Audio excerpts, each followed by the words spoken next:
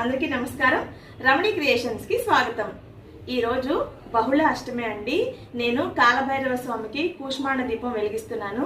ఆ కాలభైరవ స్వామిని ఎలా పూజించుకున్నాను అనేది ఈ రోజు వివరంగా మీకు చూపిస్తాను. బహుళ అష్టమి రోజు కానీ అమావాస్య రోజు కానీ కాలభైరవ స్వామికి కూష్మాండ దీపం వెలిగిస్తారండి. ఆ రోజు ఉదయాన్నే తలంటు స్నానం చేసుకొని మంచి బట్టలు కట్టుకొని ఇంట్లో దీపారాధన చేసుకొని స్వామివారికి కావలసిన ప్రసాదాలన్నీ తయారు చేసుకోవాలి. ఆడవారు కాళ్ళకి కంపల్సరిగా పసుపు రాసుకోవాలండి. కూష్మాండాన్ని ఆడవాళ్ళు కోయకూడదు అంటారు. అందుకని ఇంట్లో మగవాళ్ళ చేత ఒక చిన్న ఘాటైనా పెట్టించుకొని కట్ చేపించాలంటారు. కానీ ఈరోజు మా వారు ఇంట్లోనే ఉండడం వల్ల నేను ఆయనతోనే కోపించాను. ముందుగా మనం కట్ చేసి పెట్టుకున్న కూష్మాండంలో నుంచి ఆ గుజ్జంతా తీసేసుకొని గుంతలా తయారు చేసుకోవాలండి. ప్రమిదలాగా తయారు చేసుకోవాలి. ఈ కూష్మాండ దీపం వెలిగించడం వల్ల మన ఇంట్లో ఎన్ని బాధలు సమస్యలు ఉన్నా, గ్రహ దోషాలు ఉన్నా, శనీశ్వర దోషాలు ఉన్నా కూడా తొలగిపోతాయని పండితులు చెప్తున్నారండి. మనం భరించరాని సమస్యల్లో ఉన్నప్పుడు ఈ కూష్మాండ దీపం వెలిగిస్తే ప్రతి సమస్యకి పరిష్కారం దొరుకుతుందని పండితులు చెప్తున్నారు.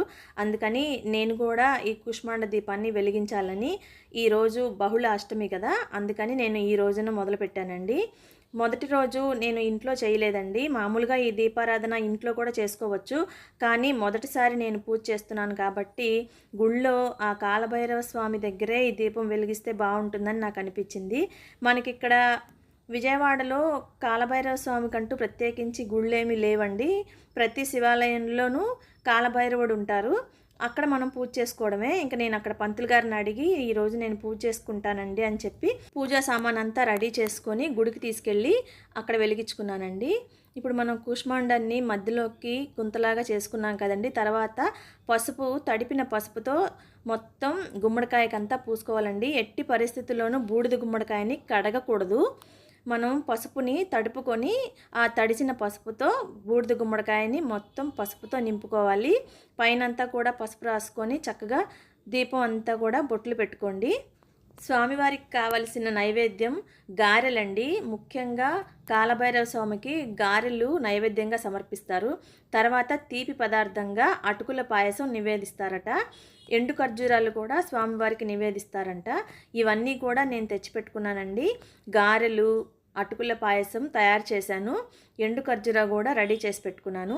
ఆ గారెలన్నిటినీ ఒక దండలాగా వేయటానికి దారానికి పసుపు రాసి 27 గారెలు చేశానండి నేను స్వామివారి మెడలో వేయటానికి.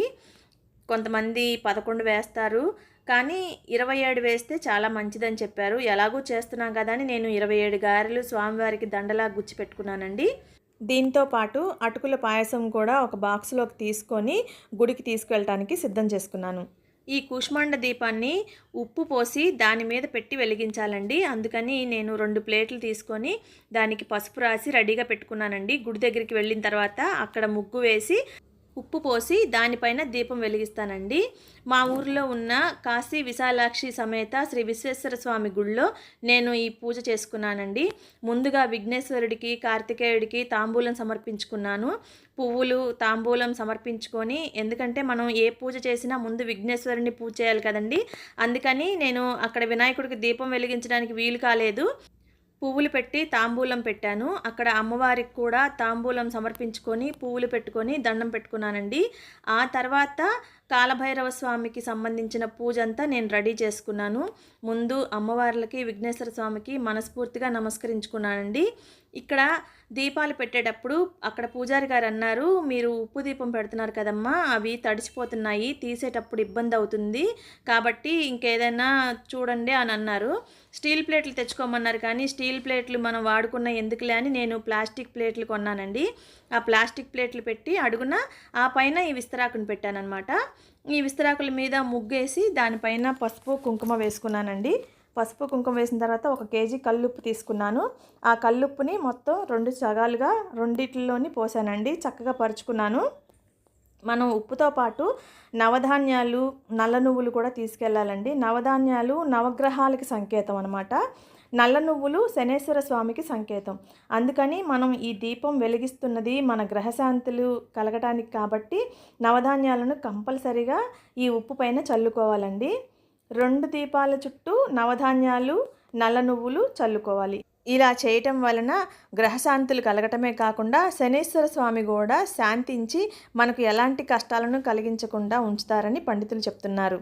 దీపం పైన కూడా నల్ల నువ్వులు చల్లుకొని రెడీ చేసి పెట్టుకున్నానండి.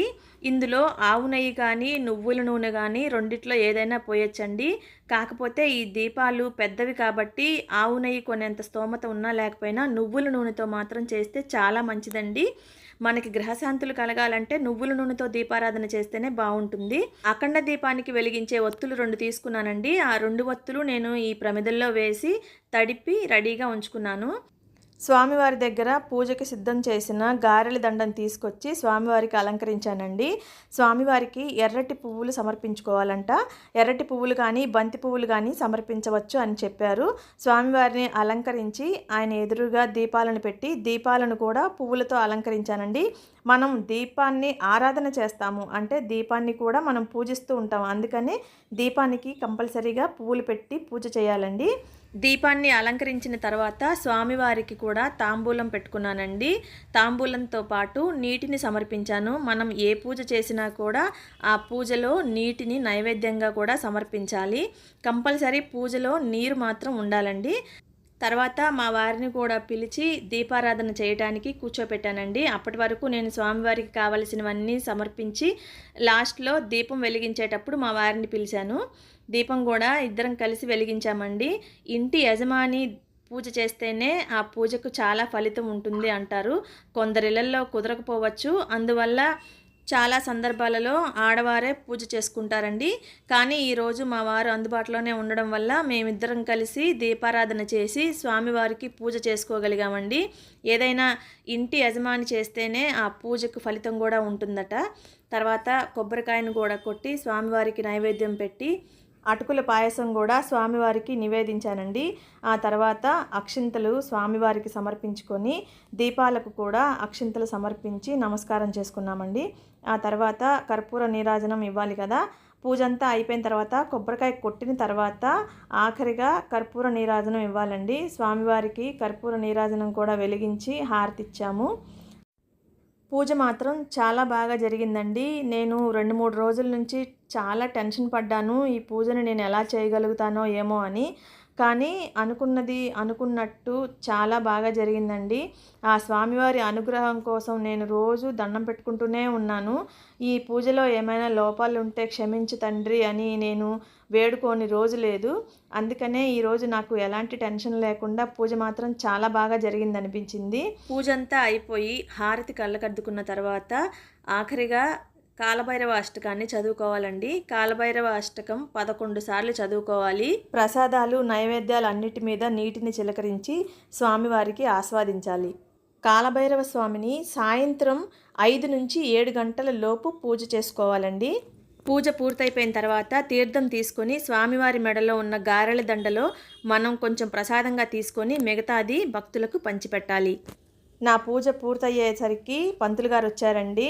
శివాలయం తలుపులు తీసి స్వామివారిని పూజ చేశారు. ఆ శివయ్యకు కూడా తాంబూలము కొబ్బరికాయ సమర్పించుకొని మనస్ఫూర్తిగా నమస్కరించుకొని ఇంటికి చేరాము.